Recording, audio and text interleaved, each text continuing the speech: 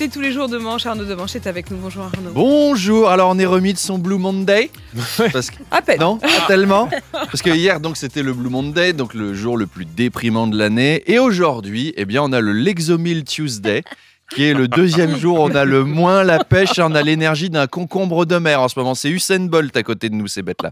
Alors Manu me suggérait dans le couloir un cassoulet, un Viagra Saturday. Ah oui.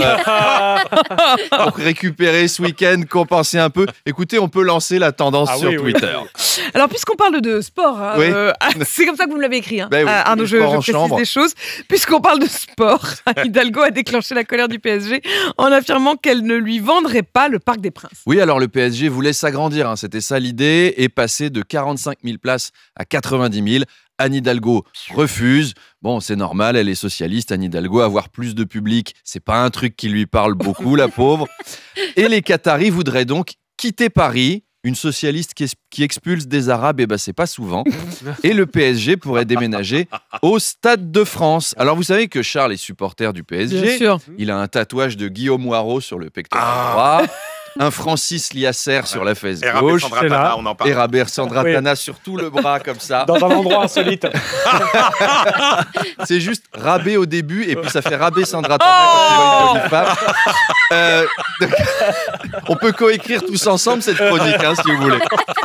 Et donc Charles me confiait, non, au final, une socialiste qui met les Arabes en Seine-Saint-Denis, c'est pas si différent que d'habitude. Ah oui. En tout cas, les supporters de Marseille sont pour le déménagement du PSG au Stade de France. Moi, j'ai un copain marseillais qui m'a dit « Putain, moi, j'ai trop envie de voir le PSG paumer un 8e de finale de Ligue des Champions devant 2 fois plus de monde.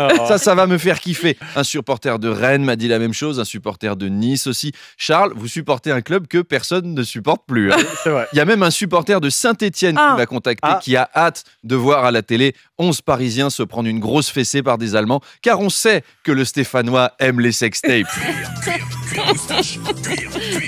Ça fait longtemps. Bah oui, ça fait longtemps qu'un moustache. Ça fait plaisir de Arnaud, en attendant, parlons un peu de la tempête Gérard. Le bilan est lourd. 75 000 personnes ont été privées d'électricité. Alors, c'est une vraie tempête, Manu. Hein. C'est pas la peine de ricaner, c'est une vraie tempête, Gérard. C'est pas quand Depardieu arrive bourré chez vous, qui vous lâche des vents à 160 km/h, qui démolit ta maison en se prenant les murs. Tu peux déclarer ton logement victime de catastrophe naturelle. Hein. Là, l'alerte, Géraldine, vous la feriez pas orange, elle serait rouge-bordeaux. Alors, donc, on le disait, 75 000 personnes ont été privées d'électricité. Je comprends pas trop pourquoi, d'ailleurs, parce que les éoliennes ont dû tourner à pleine bourre. Eh ben non, en fait, ça marche pas. 75 000 personnes sans électricité. Les chanceux. C'est-à-dire, s'il y avait des boulangers parmi eux, 24 heures sans électricité, ils viennent de gagner 25 000 € d'économie sur leur facture. C'est pas mal, c'est comme gagner au loto, c'est quand même plutôt cool. Alors, on va parler de la réforme des retraites. Arnaud-Elisabeth Borne qui souhaite mettre en place un index senior pour savoir quel est le pourcentage de seniors embauchés dans une entreprise. Oui, car la France est en retard, voilà. 10 points de moins que la moyenne européenne. Moi, je suis pour qu'on aide les seniors à travailler. J'y mets du mien. Hein. Par exemple, j'ai acheté le dernier album de Patrick Bruel. J'ai regardé le dernier film d'Isabelle Huppert. C'est des petits gestes comme ça qui permettent à nos anciens de se maintenir sur le marché de l'emploi. Et je fais ma part. Hein. Vous devriez en faire autant.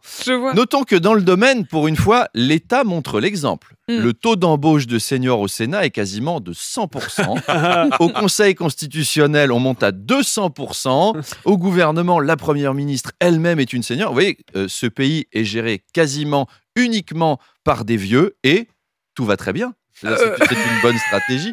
Bon, après, je plaisante évidemment. Un Sénat avec que des moins de 25 ans, j'en voudrais pas non plus. Wesh les frérots, les débats vont commencer. Ça va démarrer sa mère. Alors, on a reçu la propale de loi de ces narvalos de l'Assemblée. Paye ton projet de réforme. Tema la taille des rats. Au niveau durée de cotisation trimestrielle, c'est une dinguerie. Juré, on va leur foutre le sbeul. Avec BFM TV qui commenterait les sessions parlementaires. Bienvenue sur BFM TV, il est 12h, c'est le Déj Info. Agathe Lambray, vous êtes au Sénat. Quelle est l'ambiance, Agathe? Effectivement, Pascal. Ici, au Sénat, le groupe LRCF, les Républicains c'est de la frappe, a déclaré, je cite, vouloir démonter sa grand-mère au ministre des Comptes publics si l'âge de la retraite était maintenu à 64 balais par ces bouffons de Macronie. Alors que je crois que ça s'agite à côté de moi entre sénateurs. Mais vas-y, tu votes ça, toi, mais t'es un bâtard. Mais ta mère, elle lèche le lion à Olivier Véran, mais t'es ouf ou quoi? Vous le voyez, les positions sont tranchées. De son côté, Kevin Mélenchon a déclaré à propos d'Elisabeth Borne, faut qu'elle se calme la vioque, sinon je lui fourre sa vapoteuse. Alors que Matteo Corbière faisait des signes de Joule pour désapprouver les derniers amendements. Bref, le jeunisme n'est pas toujours la solution. Non, pas toujours. Allez, à demain. À demain, Arnaud.